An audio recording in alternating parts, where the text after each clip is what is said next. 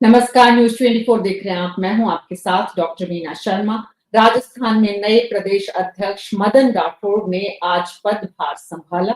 इस मौके पर पार्टी के सभी वरिष्ठ नेता मौजूद रहे। वसुंधरा राजे की उपस्थिति से ज्यादा उन्होंने जो आज कहा उसकी चर्चा रही। मदन राठौड़ के भाषण की जितनी चर्चा रही उससे कहीं ज्यादा इस बात की कि वसुंधरा राजे ने आखिर पद, मद और कद इन तीन शब्दों की चर्चा क्यों की, किसको सीख दी, संदेश दिया और इस राजनीतिक संदेश को किसने लिया।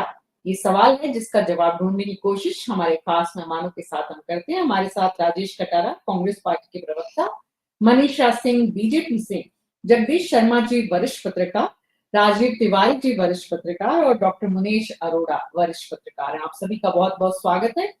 तो शुरुआत राजेश कटारा जी से करते हैं, कांग्रेस पार्टी से।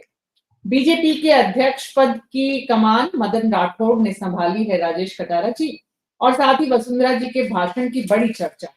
आपको कैसा नजर आ रहा है? बात तो सही कही है उन्होंने।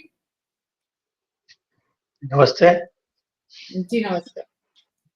देखिए, मदन राठौड़ जी को मैं बहुत बहुत बधाई और शुभकामना देता हूं कि वो प्रदेश अध्यक्ष बने। आज वो बीजेपी के साथ के साथ जो पूर्व सीएम बीजेपी की वसुंधरा राजे जी ने जो कहा है कि मद और पद ये कभी भी स्थायी नहीं रहते, तो इसमें कहीं ना कहीं शीर्ष नेतृत्व को इन्होंने जो चेतावनी देने की कोशिश की है, चेतावनी दिखाया है कि इस तरह का अवमान जो चल रहा है, जिस तरह की सरकार और सत्ता और संगठन में जो मेल जोल नहीं चल रहा, शीर्ष नेतृत्व को नहीं पूछा जा रहा, पुराने जो लीडर हैं उनको नहीं पूछा जा रहा, तो कहीं ना कहीं इन्होंने शीर्ष नेतृत्व पर निशाना साधा है वसुंधरा जी। तो इससे ये महसूस होता है कि कहीं अंदर खाने बीजेपी में बहुत बड़ा कलह चल रहा है, तो उसको उजागर करने की कोशिश की है वसुंधरा जी। मीना जी जी जगदीश शर्मा जी, आपको भी यही समझ में आया जो राजेश कटारा जी को समझ में आया? नहीं, राजेश कटारा जी तो क्या डेफिनेशन दे रहे हैं मैं समझ नहीं पाया कि वो क्या कहना कुल मिलाकर क्या चाहते हैं। लेकिन एक फिलोसॉफिकल अंदाज में वसुंधरा राजे जी ने आज राजनीतिक जीवन को जो है ना वो रेखांकित करने की कोशिश की है। फिलोसॉफिकल अंदाज ये है कि वो हर एक के ऊपर लागू होता है। राजनीति में पद, मद और कद ये तीनों चीजें कभी भी स्थायी नहीं रहते। कभी न कभी ये जाते हैं, उठते हैं, चढ़ते हैं, इस तरह का चलता रहता है। और उन्होंने पता नहीं किस किस को ध्यान में रखकर कहा है, उसमें शायद अपने आप को भी शामिल किया है और अपनी दुख और पीड़ा को भी इसमें व्यक्त किया है, शायद मैं ऐसा मानता हूँ।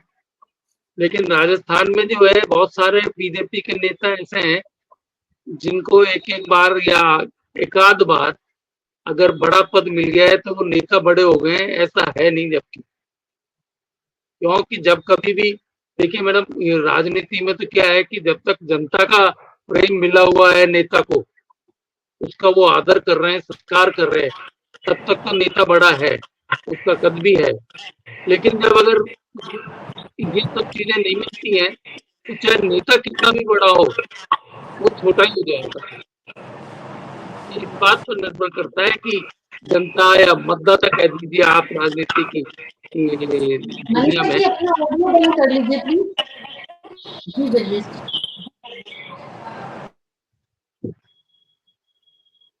तो ये स्थिति बनती है।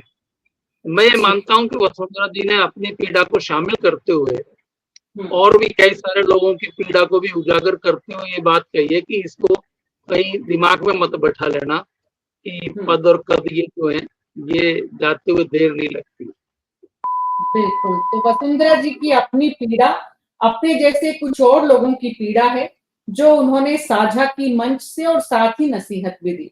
मनीषा सिंह जी, आपको क्या समझ में आया आपकी वरिष्ठ नेता के इस भाषण के मायने आज?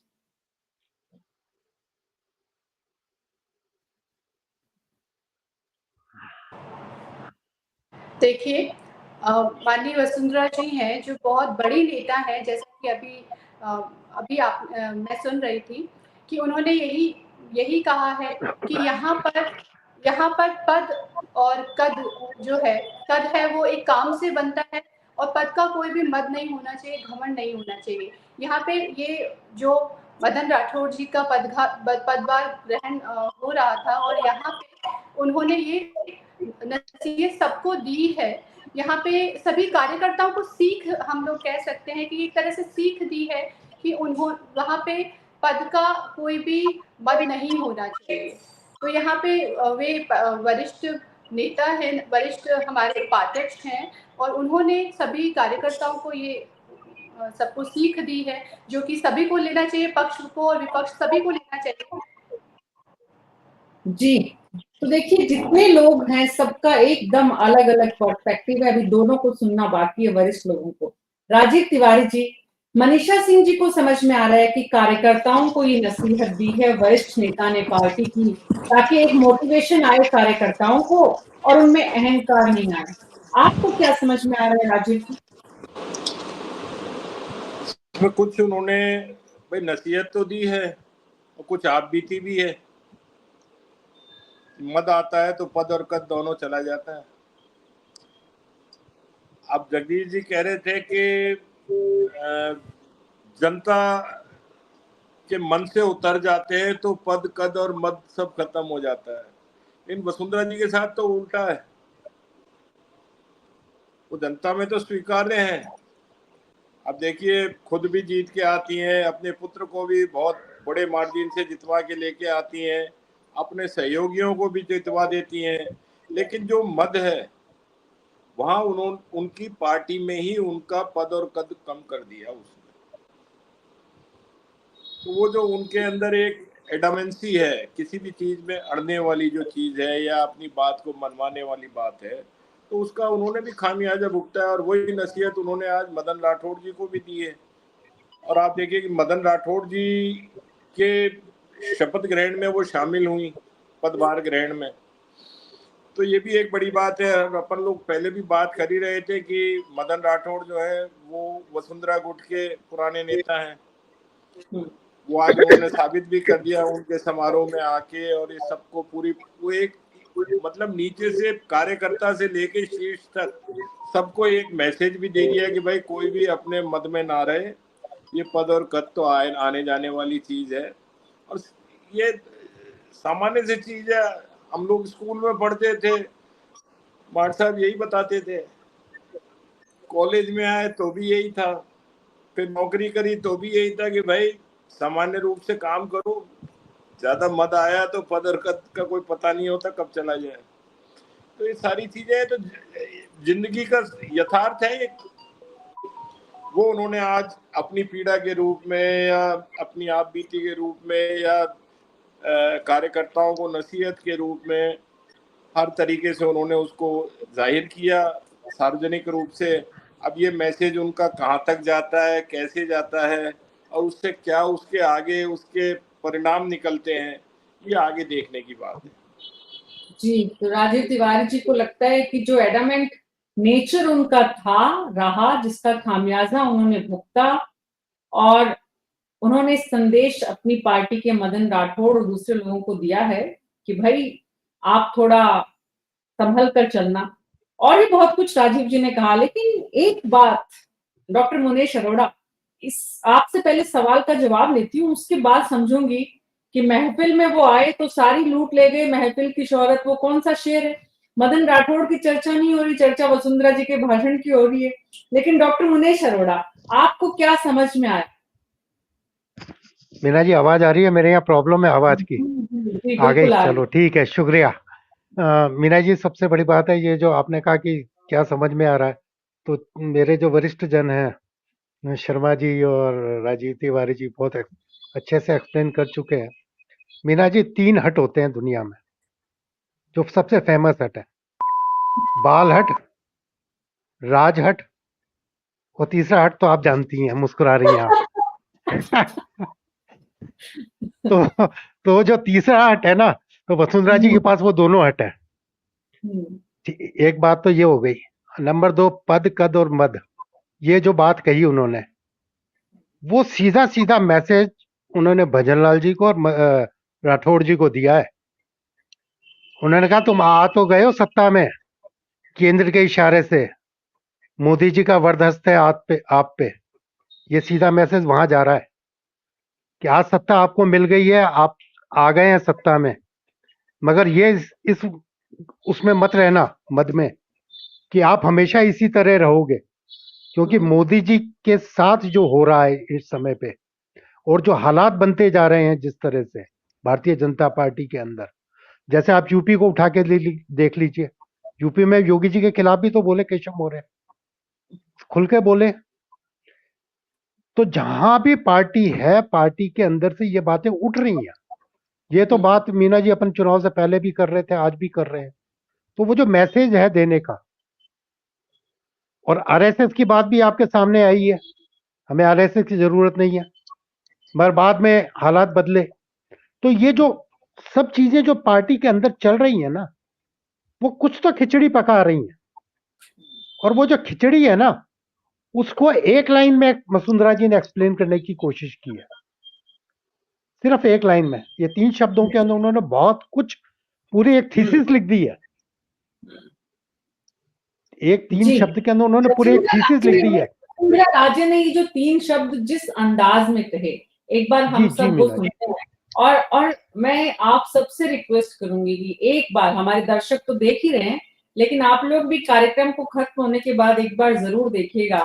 तो वसुंधरा जी के ये 3 शब्दों के मायने पैनल में बैठे हुए सब लोगों को अलग अलग समझ में आए हैं। तो जनता में, दूर दराज में, राजनीतिक कार्यकर्ताओं में किस किस तरह से उन्हें समझा जा रहा होगा वो हम समझेंगे, लेकिन पहले सुनते हैं क्या कहा, किस अंदाज में कहा, और कितना लोगों ने सुना और कितना कैमरा घुमाया गया। देखिए पहले। और सबका ये जो थीम है, ये मदन जी के हाथ में सौंपने का काम उन्होंने किया है। तो मैं विश्वास करती हूँ कि ये थीम को आगे बढ़ाने का काम वो करेंगे, और सबको साथ लेकर आगे बढ़ाने का काम एक बहुत मुश्किल काम है, और बहुत सारे लोग फेल भी हुए हैं। परंतु मैं आपको ये कहना चाहूंगी कि मुझे विश्वास है कि इस काम को आप पूरी तरह से लगकर जमीन पे लाने की कोशिश ही नहीं, परंतु अच्छी तरह से अपना दायित्व निभाने का काम करेंगे। राजनीति के अंदर, अब मैं कुछ ये भी, राजनीति का दूसरा नाम जो है ना, वो है उतार चढ़ाव। महाराज, हर व्यक्ति को इसी दौर में से गुजरना पड़ता है, पर हर व्यक्ति के समक्ष जब ये इस चीजों के बारे में सोचता है तो 3 चीज ध्यान में आने की जरूरत है। महाराज, ये 3 चीज का बना होता है, पद, मद और कद। ये 3 चीज हैं जिसके ऊपर अपने सबको ध्यान देने की जरूरत है। आप सब जानते हैं कि पद और मद ये तो स्थायी है नहीं, परंतु एक ही चीज है, और वो है कद। जो अगर आप अच्छा काम करते हो तो उस काम को लोग याद करते हैं, और कद फिर आपके साथ बना ही रहता है। मैं इसलिए आपको ध्यान दिलाना चाहूंगी कि यदि पद का मद हो जाता है तो उसका कम तो कद जो होता है वो कम तो हो ही जाता है। आज के दौर में ये होता रहता है, परंतु मैं जानती हूं कि वो आपके सामने आज एक ऐसे कार्यकर्ता हैं जो कभी पद का मद नहीं करेगा, और आप लोगों को सराखों पे लेकर आगे चलाने की बात करने में कोई कसर नहीं छोड़ेगा। राजेश कटारा जी, ये तो मदन राठौड़ जी की प्रशंसा, तारीफ, उनके सम्मान में कहे हुए शब्द नहीं लग रहे आपको? आपने कहा कि आला कमान को संदेश दिया है। जी मीना जी, मदन राठौड़ तो बहाना है और तीर कहीं और ही चलाना है। मदन राठौड़ जी की तो उन्होंने पूरी बड़ाई कर दी, पूरी गारंटी ले ली कि वो तो ऐसा कुछ नहीं करेंगे, परंतु आज जो हुआ, पहले ही दिन इन्होंने जैसा किया, एयरपोर्ट पर लेने के लिए इनके 2 मंत्री गए, जिसमें मुख्य सचेतक भी थे हमारे जोगेश्वर गर्ग जी, उनको एयरपोर्ट के अंदर तक नहीं जाने दिया सुरक्षा कर्मियों ने। वो नाराज होकर वापस बीजेपी कार्यालय आ गए। ये सारी सूचनाएं लीक होती हैं, सारी सूचनाएं बड़े नेताओं के पास जाती हैं, तो ये इस तरह के बड़े नेताओं का एक अपमान मान के चलता हूं मैं तो इस तरह से। आज मुख्य सचेतक का इतना बड़ा पद होता है, वो बेचारे वापस आ गए वहां से लौट के। एक जोराराम जी थे कुमावत, उनको भी बेचारे को नहीं जाने दिए, वो ही वापस आए वहां से। बाद में बहुत ज्यादा उन्होंने मान मनवार करी तो शायद उनको तो अंदर एंट्री मिल गई थी। तो ये शपथ लेने से पहले इस तरह के काम हो रहे हैं। वसुंधरा जी तो बड़ी लीडर हैं, सब चीज समझती हैं, सारी बात उन तक पहुंचती है, तो ये सारी बातें मैच करती हैं। परंतु मदन राठौर जी को उन्होंने कुछ नहीं कहा, जो कहा वो और लोगों को कहा, शीर्ष नेतृत्व को ही कहा, जो सत्ता में बैठे उनकी तरफ ही उनका इशारा था कि लोग फेल हो चुके हैं, पूरी तरह से उन्होंने कह दिया। इतना क्लियर नहीं बोल सकते, परंतु उन्होंने ये बता दी कि जो आज सत्ता में वो पूरी तरह से फेल हो चुके हैं। वसुंधरा जी पूरे लोकसभा चुनाव के अंदर एक भी दिन प्रचार करने पूरे राजस्थान में नहीं गई, वो सिर्फ अपने झालावाड़ इलाके में वो वहीं पर लगी रही। तो ये सारी चीज निकल के जो आ रही है, जो आपसी कलह है, वो बिल्कुल साफ दिखाई दे रहा है नीचे से ऊपर तक। बीजेपी भी कभी कह रही हमें संघ की कोई जरूरत नहीं है, कभी कुछ कहते हैं। तो ये सारी चीजें तो वसुंधरा जी को दिख रही हैं और वो बड़ी मुस्कुरा करके बयान दे रही है कि पद, कद और मद, ये तीनों चीज कभी स्थायी नहीं रह सकती और ये तीनों चीज जा सकती है, इसलिए अभी भी संभल जाइए आप। तो ये साफ इशारा है सरकार के ऊपर। जी सरकार पे है, केंद्रीय आला कमान पे है, दोनों की तरफ बता रहे हैं आप। क्या लगता है आपको, जिस तरह से बीजेपी की जो प्रवक्ता है मनीषा सिंह जी, क्या लग रहा है आपको कि जो लीक हो रही है, राजेश कटारा जी कह रहे हैं खबरें लीक हो रही हैं और उनके पास पहुंच भी रही है, आपके पास भी पहुंच रही होंगी, क्या खबर है जिसको इस तरह से लीक किया गया और सच्चाई क्या है, या फिर वही सच्चाई है जो राजेश जी बता रहे हैं? देखिए, राजेश कटारा जी ने जो कहा, उनके पास में पता नहीं कैसे खबरें, कहां से किस तरह की खबरें पहुंची है। आप अपनी पार्टी की बात करिए ना, आपने देखा आपकी पार्टी में किस तरह से पिछली बार गुटबाजी रही, किस तरह का नहीं, पिछली बार मत जाइए मनीषा जी, मनीषा जी बहस विषय पे नहीं चल रही, वो आज के मुद्दे पे बहस चल रही है, सरकार आप चला रहे हो। ऐसा नहीं हुआ है, कोई ऐसी गुटबाजी, कोई भी ऐसा माहौल नहीं है। यहाँ पे सभी पार्टी एकजुट होकर काम कर रही है।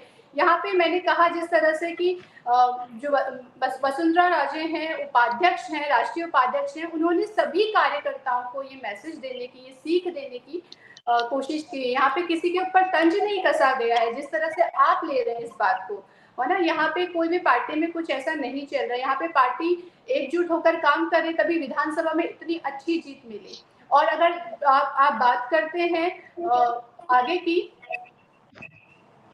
आप सुन पा रहे हैं, तो यहाँ पे ऐसी कोई भी बात नहीं है और यहाँ पे गुटबाजी नहीं है। जिस तरह की जो राकेश जी हैं, इनके पार्टी की बाजी है वो सबके सामने है, इस तरह से। नहीं, अच्छा ठीक है मनीषा जी, वो जो एयरपोर्ट पे हुआ, शायद आपके पास जानकारी नहीं हो या फिर राजेश जी के पास जो जानकारी पहुंची है उसमें कुछ सही नहीं हो, जो भी है, क्योंकि आपके पास तो वो जानकारी नहीं है, लेकिन वो हमारा मुद्दा नहीं है। अभी मुद्दा ये है कि राजेश जी को लगता है कि वसुंधरा राजे ने केंद्रीय आला कमान को संदेश दिया है। आपकी पार्टी में भी इस तरह की चर्चाएं हैं कि उन्होंने ऐसा नहीं है, और इसीलिए कैमरा का मूवमेंट फिर पूरी तरह से चेंज कर दिया गया, क्योंकि पार्टी के लोगों के लिए भी ये स्थिति अच्छी नहीं हुई कि वसुंधरा जी ये क्या केंद्र को संदेश दे रही है। कैमरा पूरी तरह से उनके फ्रेम से हटा दिया गया। ऐसा नहीं है। यहाँ पे कैमरे की बात अगर आप करते हैं, कैमरे का भी मुझे कोई आइडिया नहीं, लेकिन यहाँ पे जो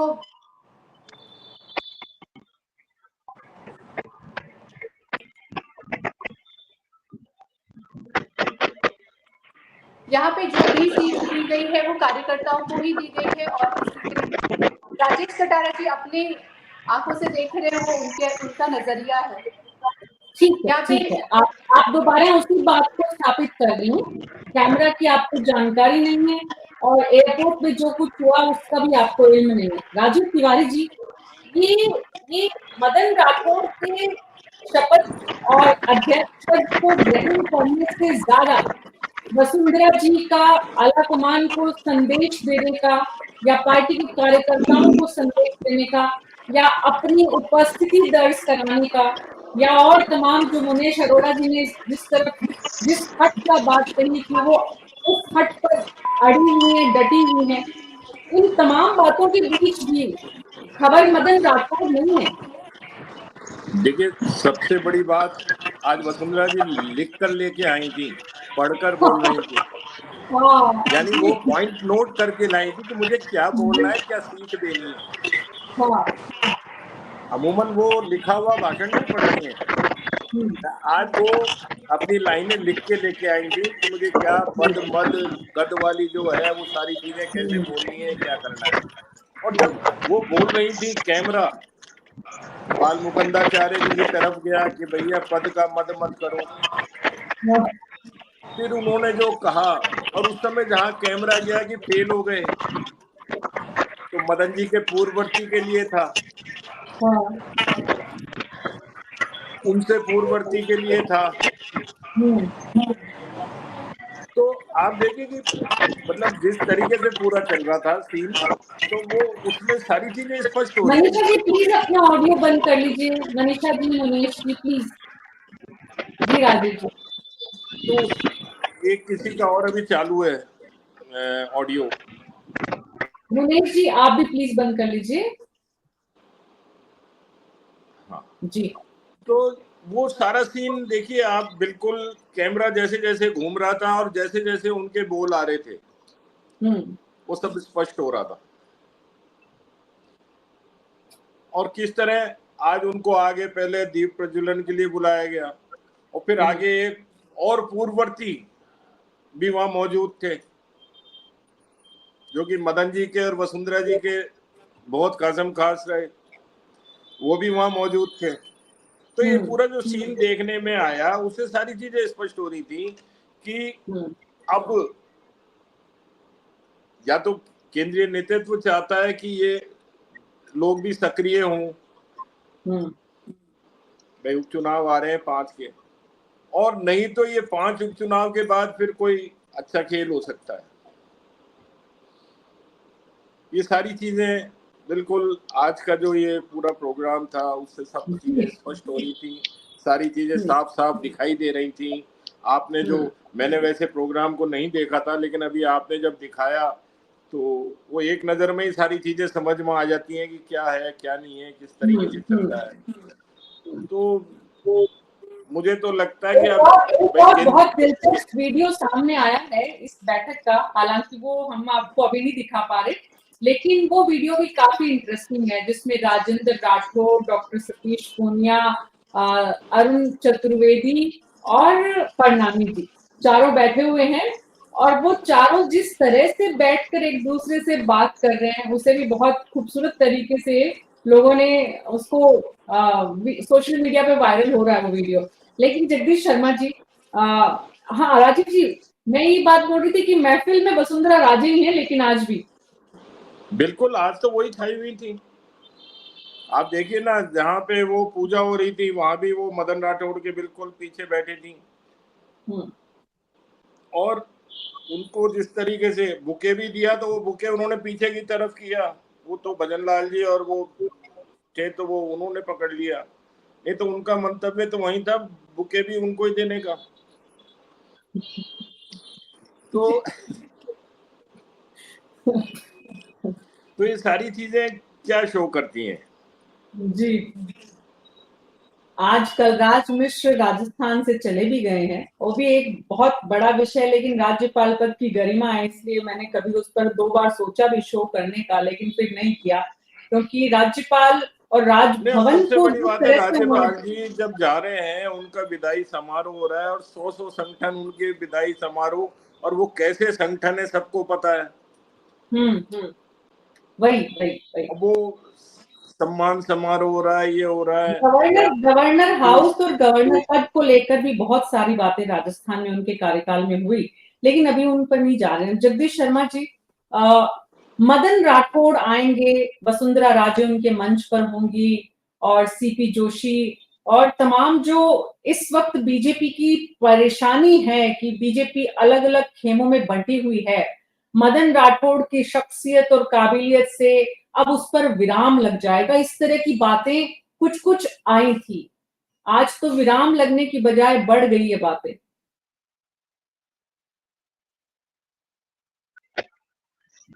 मेरा जी ये तो मैं मानता नहीं हूँ कि मदन राठौड़ के आ जाने से भारतीय जनता पार्टी में जो आंतरिक जो थोड़ा बहुत वो है गुटबाजी जिसको कहें, वो गुटबाजी खत्म हो जाएगी। थोड़ी बहुत गुटबाजी हमेशा रहती है। नरेंद्र मोदी प्राइम मिनिस्टर है, संगठन के पहले जनरल सेक्रेटरी थे वो इतने साल पहले, आज से 30 साल पहले, तो तब वो काम करते थे, तब से संगठन से जुड़े हुए। इस सब के बावजूद संगठन में केंद्रीय स्तर पर भी जो गुटबाजी है वो खत्म कहाँ हो गई। आप ज्यादातर संगठन के कार्यक्रमों में आप देखते होंगे नितिन गडकरी गायब रहते हैं, राजनाथ सिंह जी जरूर नीचे दिखाई देते हैं कभी कभी, लेकिन राजनाथ सिंह जी भी चले जाए अगर ऐसा हो तो कि भाई कैमरे की जरूरत नहीं हो तो। देखिए बहुत सारे मामले हैं ऐसे, और वो संगठन के मेरे ख्याल में हर प्रदेश जो इकाई है इनकी स्टेट यूनिट्स जो है उनमें भी ये दिखाई देगा। थोड़ा बहुत चलता है, पहले तो बीजेपी में ये बिल्कुल ही दिखाई नहीं देता था, अगर है भी तो जैसे भैरव सिंह जी के टाइम पर भैरव सिंह जी जो संगठन के स्तर पर जो कार्यक्रम होते थे उसमें ललित किशोर चतुर्वेदी और कोटा के कई सारे नेता एक साथ जो है गायब मिलते थे, नहीं होते थे उनके साथ, उनके सपोर्ट में। तो ये इतना बहुत आई, लेकिन इसको ये कहें कि अगर संगठन के लेवल पर कोई काम होना है उसमें ये अड़ंगा डालेंगे या कोई नुकसान करेंगे, ये नहीं है। संगठन के लेवल पर सब एक तरीके से सोचते हैं, लेकिन आपस में दूरी बना के रखते हैं थोड़ी। जैसे नितिन गडकरी है, मैं अब आपको केंद्र का उदाहरण देता हूं यहाँ राजस्थान के बजाय। नितिन गडकरी कोई पार्टी के विरोधी नहीं है, वो राष्ट्रीय अध्यक्ष भी रहे पार्टी के, इसके बावजूद संगठन में उनको किस ढंग से क्या तरजीह मिलती है। वो आरएसएस के सबसे निकट के आदमी है, आज भी कैबिनेट में या केंद्र के स्तर पर देखें तो इन बड़े नेताओं में आरएसएस के सबसे निकट नितिन गडकरी हैं। उनको तो कहा ही जाता है कि ये संघ की तरफ से आए हुए हैं यहाँ पर, जैसे संगठन महामंत्री होता है ना, उसी ढंग से गडकरी जी भी यहीं पर किसी तरीके से हैं। लेकिन इसका मतलब ये नहीं है कि नितिन गडकरी झंडा लेके खड़े हो जाएंगे नरेंद्र मोदी के सामने या और किसी के सामने जिससे भी उनको ये होगी। वो आपस में जो है एक दूसरे के प्रति जो उनकी फीलिंग है वो मनमुटाव की नहीं है, कामकाज को लेकर हो सकती है, कुछ और हो सकती है। अब यहाँ अपन राजस्थान में देखें तो वसुंधरा जी के बिहेवियर से ये कतई नहीं लगता कि वो केंद्रीय नेतृत्व के इस पर मनमुटाव हो गया है उनका कुछ। वो जानती है कि भाई संगठन में कई जगह परिस्थितियां ऐसी बनती हैं, लोगों की नहीं बनती आपस में नहीं बनती तो नहीं बनती, फिर इसमें पॉलिटिक्स अगर आप उससे बेटर तरीके से कर सकते हो तो बहुत अच्छी बात है, वरना ऐसे ही बैठे रहेंगे, अपन भी बैठे रहेंगे। बहुत सारे लोग बैठते हैं संगठनों में, ये स्थिति है। कांग्रेस की बात तो सचिन पायलट अब बैठ गए बेचारे चुपचाप राजस्थान की पॉलिटिक्स में। कभी कभार थोड़े कहीं जरूरत होती है यूथ के बीच में और इस तरीके से स्टूडेंट्स के बीच में तो थोड़ा सक्रिय दिखाई देते हैं। तो ये संगठनों में चलता है, ये आपस में चलता है जी। और मेरे ख्याल में वसुंधरा राजे ने उसी की तरफ इंगित किया है। पद, कद और मद, इन तीनों से जरा बहुत ज्यादा विचलित होने की जरूरत नहीं है। आज पद है, कल नहीं होगा। पिछली बार वालों को तंज भी कसा उन्होंने, पिछली बार वालों को अच्छे से याद दिलाया कि आप लोग सफल नहीं हुए और इसलिए आप लोगों ने क्योंकि पद से मद किया इसलिए आपका कद नहीं बढ़ पाया। काम करेंगे तब कद बढ़ेगा और कद बना रहेगा, ये भी उन्होंने साफ कहा। तो जगदीश जी की बात से जो समझ में आ रहा है वो ये कि हर पॉलिटिकल पार्टी में ये चलता है और चलते रहना ही हर पॉलिटिकल पार्टी के केंद्रीय नेतृत्व को सूट भी करता है, क्योंकि उनको चारों तरफ से फीडबैक मिलता है, चेक बैलेंस बना रहता है। लेकिन डॉक्टर मुनीश अरोड़ा, जो बात आपने कही, जिस हद पर वसुंधरा राजे हैं वो आसानी से टूटने वाला भी नहीं है।